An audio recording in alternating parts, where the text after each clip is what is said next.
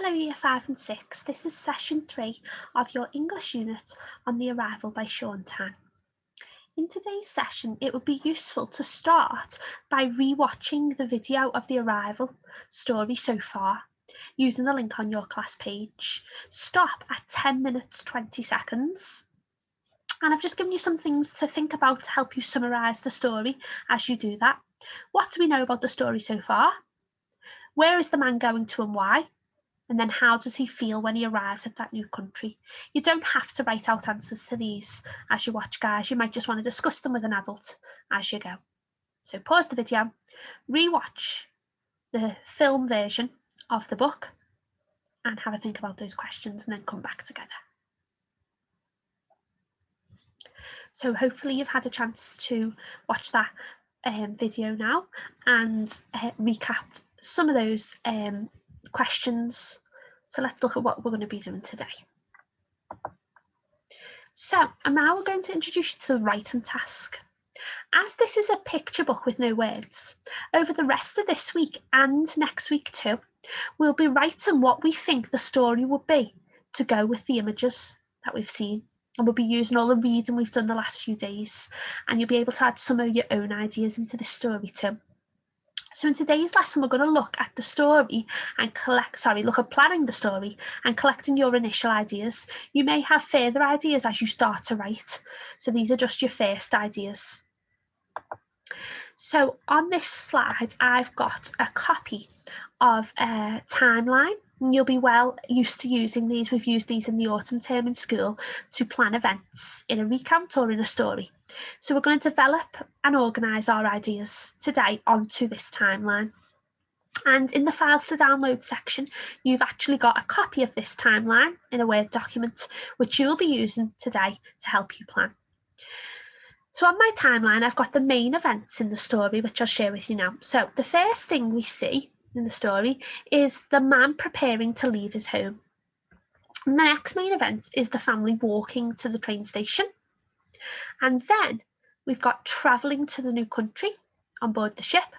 The next main event is arriving at the new country and what happens then. Then we've got the man trying to get a job and working. And then you'll see I've got two blank parts of my timeline. That is because you can decide at this point what you want to happen next in the story. Okay, we're not going to be reading the whole story. You're going to use some of your imagination to decide what happens. So you might want to say he tries to get a job, and then you might want to have a passage of time where we skip a little bit of the story and then he saves up a lot of money over the years, over the months, and then you might end the story with the man sending money or sending flight tickets or boat tickets for his wife and his daughter to come over and live with him. You might want to end the story that way, but it's totally up to you. Use any of your own ideas for how you'd like to end the story. And what I'm going to model for you now on the next slide is how to add detail to this plan so that you can, for each main event, you can give further finer events that make up that main event. And then you can add some thoughts and feelings in a different colour for the character as well on the plan to help you when you come to write. So let's have a look together. So here I've taken the first and second main events on the planning frame and I've added the smaller events in red and then the thoughts and feelings for the character in blue.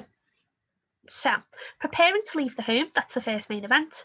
What do we see? Well, we see the man packing his suitcase, the daughter comes down, and then they prepare to leave the house. I don't need to write in sentences on here. These are just simply notes to jog my memory when I come to write this section of what happens and what I'm going to be explaining or describing in my story. And then how does the man feel? He's worried and he's nervous. I've decided that's how he's feeling at that point. Then they walk to the train station. So I've decided that they're going to walk in silence. So you're able to add some of your own ideas into this as well as what you see in the picture book. I might describe this as, because they're walking in silence, I think I'm going to say it seems longer than usual. So what usually maybe is a 5-minute walk felt so much longer because it was silent. and that implies their mood and their feelings as well, of how they might be upset and they can't bring themselves to speak. Then in my story, I'm going to have the daughter starting a conversation, asking her father something, for example. And then I've put the feelings and the thoughts are scared and unsure about what lies ahead for the family and for the man. Then you can take some of these ideas and make them your own. And you need today to continue planning your version of the story. So you'll go to the next event, traveling to the new country, write down in one colour the smaller events which make up that event, and then any thoughts and feelings of the character.